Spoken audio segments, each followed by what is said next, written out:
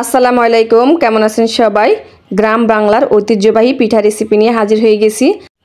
তালের পিঠা কিন্তু অনেকভাবে খাওয়া যায়, তবে আগে নানি দাদিদেরকে দেখতাম এরকম কলা পাতায় মুড়িয়ে তারপরে তাল দিয়ে পিঠা তৈরি করতো।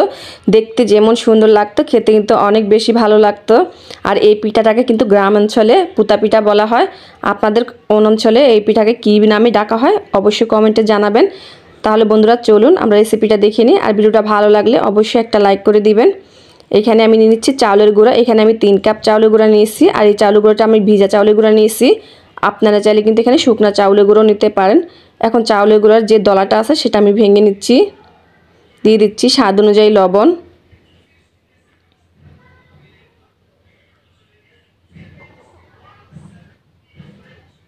দিয়ে দিচ্ছি চিনি। এখানে আমি 1 কাপ চিনি ব্যবহার করেছি। আপনারা চাইলে কিন্তু এখানে গুড় দিয়েও এই পিঠাটা তৈরি করে নিতে পারবেন।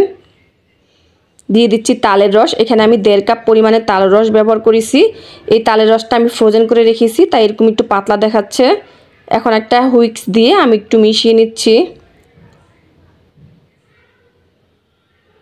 হুইস্ক দিয়ে ঠিক খুব ভালোভাবে কিন্তু মেশানো যাচ্ছে না, তাই এখানে আমি হাত ব্যবহার করেছি। আসলে পিঠা তৈরি করার সময় হাত ব্যবহার করলে পিঠার স্বাদই কিন্তু অন্যরকম হয়। আর পিঠা খাবো হাত ব্যবহার করব না, এটা কেমন কথা? তাই আমি হাত দিয়ে মেখে এই পিঠার ডোটা তৈরি করে নিচ্ছি। এখানে কিন্তু আমরা আর কোনো রকমের পানি ব্যবহার করব না। এই তালের রসটা দিয়ে কিন্তু খুব ভালো করে ডোটাকে মেখে নিতে হবে।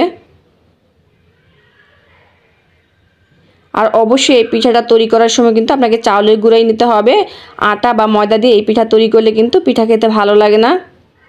দিয়ে দিচ্ছি ফ্রেশ কোরানো নারকেল। এখানে আমি 1 কাপ নারকেল কোড়া দিয়েছি। এই পিঠাতে আপনি যত বেশি নারকেল দিবেন পিঠা খেতে কিন্তু তত বেশি ভালো লাগবে।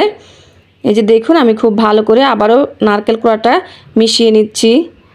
এই পিঠাতে কিন্তু চাইলে আপনি কিন্তু গুঁড়া দুধও ব্যবহার করতে পারেন, খেতে আরও ভালো লাগবে। আমার ডোটা কিন্তু তৈরি করা হয়ে গেছে। আমাদের এরকমই একটা ডো লাগবে এই পুতা পিঠা তৈরি করার জন্য।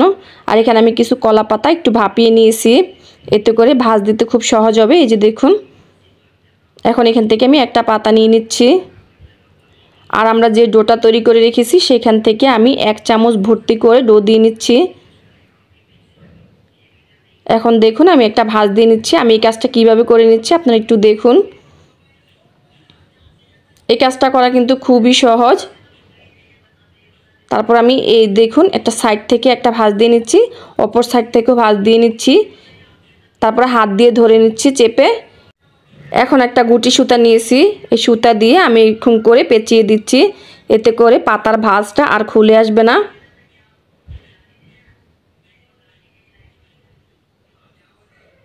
দেখুন এই কাজটা কিন্তু খুব সহজ, একটু ভালো করে লক্ষ্য করলে কিন্তু বুঝতে পারবেন আমি কাজটা কিভাবে করে নিয়েছি। যে দেখুন আমি কিন্তু পেঁচিয়ে নিয়েছি আর এক সাইড থেকে। এখন আমি এখান থেকে কেটে দিচ্ছি, দিয়ে তারপর আবার একটা প্যাঁচ দিয়ে নিচ্ছি। বাস আমাদের একটা পিঠা তৈরি করা হয়ে গেছে। সেম পদ্ধতিতেই কিন্তু আমি বাকি সবগুলো পিঠা তৈরি করে নেব।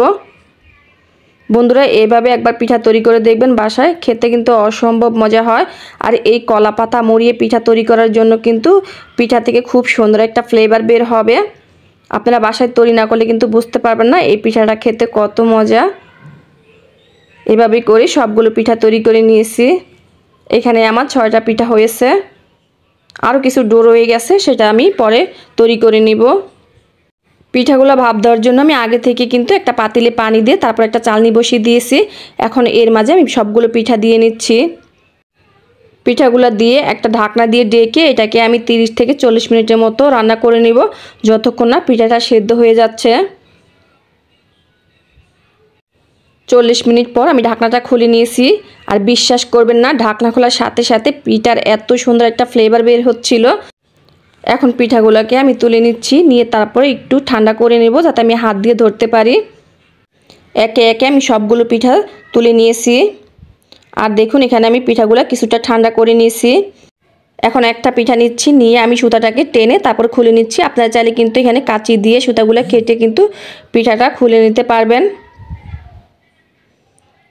এই যে দেখুন একটা পিঠা কিন্তু আমি খুলে দেখাচ্ছি, বিশ্বাস করুন খুব সুন্দর একটা ফ্লেভার বের হচ্ছে। পিঠা খোলার সাথে সাথে অনেক মিষ্টি একটা ফ্লেভার বের হচ্ছে। আমি সবগুলো পিঠা খুলে নিয়েছি, দেখুন মাশাআল্লাহ দেখতে কত সুন্দর হয়েছে। আর দেখতে যেমনই হোক না কেন খেতে কিন্তু অনেক বেশি মজা হয়েছিল। অবশ্যই বাসায় বানাবেন আর আমাকে কমেন্টে জানাবেন কেমন হয়েছে। আর অবশ্যই আপনাদের অঞ্চলে এই পিঠাটাকে কী পিঠা নামে বলা হয় অবশ্যই কমেন্টে জানাবেন। বন্ধুরা ভিডিওটা ভালো লাগলে লাইক কমেন্ট শেয়ার করবেন আর আমার চ্যানেলটাকে সাবস্ক্রাইব করে নিয়মিত চ্যানেলের সাথেই থাকবেন। একটা পিঠা আপনাদেরকে ভেঙেও দেখাচ্ছি। এই পিঠাটা দেখতে কত সুন্দর হয়েছে, খেতে আলহামদুলিল্লাহ অনেক বেশি মজা হয়েছিল। গ্রামের ঐতিহ্যবাহী পিঠা বলে কথা, দেখতে যেমন সুন্দর খেতে কিন্তু আলহামদুলিল্লাহ অনেক বেশি মজা হয়েছিল। বন্ধুরা আজকের মতো এখানে বিদায় নিচ্ছি, আবার দেখা হবে নতুন কোনো ভিডিও নিয়ে। সেই পর্যন্ত সবাই ভালো থাকবেন, আল্লাহ হাফেজ।